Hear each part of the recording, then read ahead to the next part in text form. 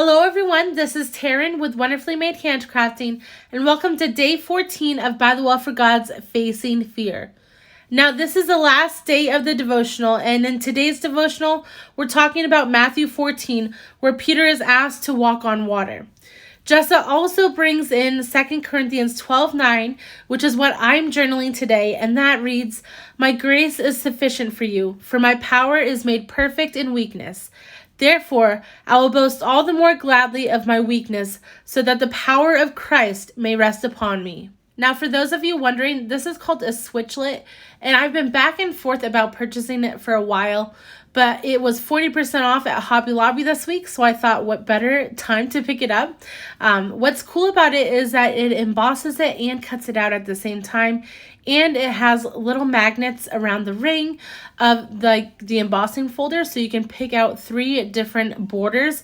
So there's a plain border, a scalloped border like the one I used, and also one that looks kind of like a prize ribbon. So there's 3 different borders you can pick, and I just thought it would be a perfect addition to some of my clusters. I can send it through my typewriter first, the paper, and then I can center it and cut it out and emboss it at the same time. So that is exactly what I decided to do for today's page. And now let's work on this background.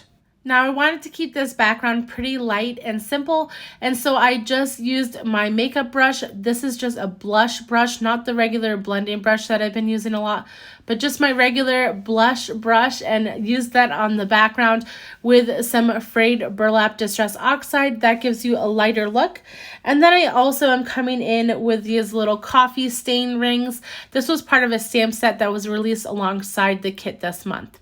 What I love about these is that you have that look of a mixed media background, but you can keep it really simple and super easy. So all I do for that is I stamp them in my Distress Oxide, and then I come back with my water brush pen and color them in.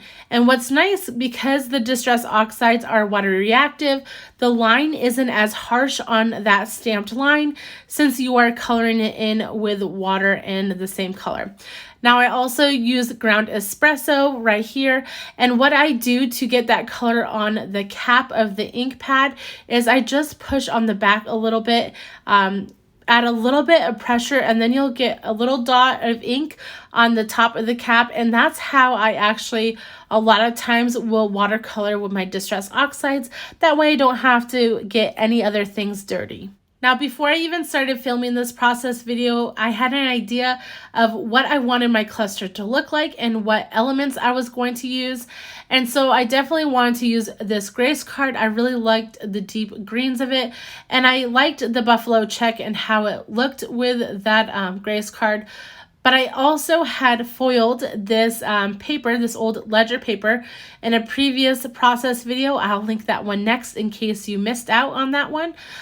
So I did want to use that as well. So I'm basically trying to cover them up with all these different layers and how I want them to sit.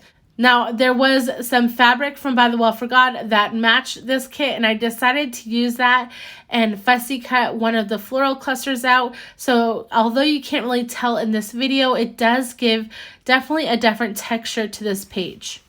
Now, if there's one thing I could go back and change, it would probably be the color of the background. This frayed burlap with that blush brush that I used just looks too similar to that ledger paper, and I feel like that is why I struggled so much with this page. I was really looking to not even use a paper behind that ledger paper. That wasn't my initial thought process, but I needed it to kind of set it apart from the background. So that is why I ended up using that paper with the verses. So anyways, that's something that I would probably change, is just make it a little bit different. But yeah, you just learn as you go. So anyhow, I decided to dog ear that flashcard because that's just what I do. And then I am going to use one of these tiny eyelets to hold that little dog-eared piece down. Now I decided to use that verse paper again for the dog ear because that kind of helps bring it all together.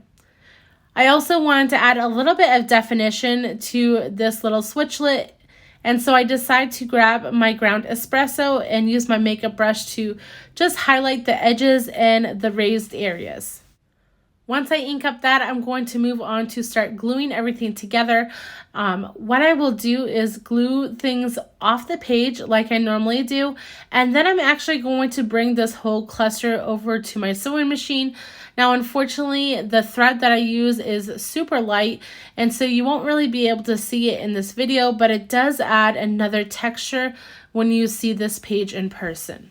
Now, I know I may have just complained about fabric tack in my previous video, but this was a larger piece of fabric, so I decided to use it. Fabric tack is not bad. I just don't like how stringy it gets, and so that's why I try not to use it if I don't have to. And so since I already had it out, I used it with the lace as well, and I'm just laying everything together. I decided to switch these up a little bit. I'm trying to figure out if I want that much edge on my paper, and so I decided to rip some more off. It seemed like it was too long compared to my page, and so that's why I decided to switch it up. But now it looks like the top is too tall, so I'm cutting some off there. This was just a struggle bus for me. It was really hard. I don't know why this page seemed so hard for me, but it was. But we'll get there eventually. So this page is just not clicking for me, and I don't know why. So I'm trying to rip up this floral piece and maybe move it, but I know that I'm going to rip all that paper. And then I realized maybe it's just this little brown floral bunch above that's hitting that coffee stain. And so I kind of cut that off and see if that works.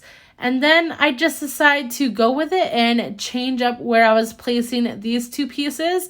So I decided to put the switchlet on top with the flashcard in bottom right hand corner. Now I do like that, but sometimes you just kind of got to go with things.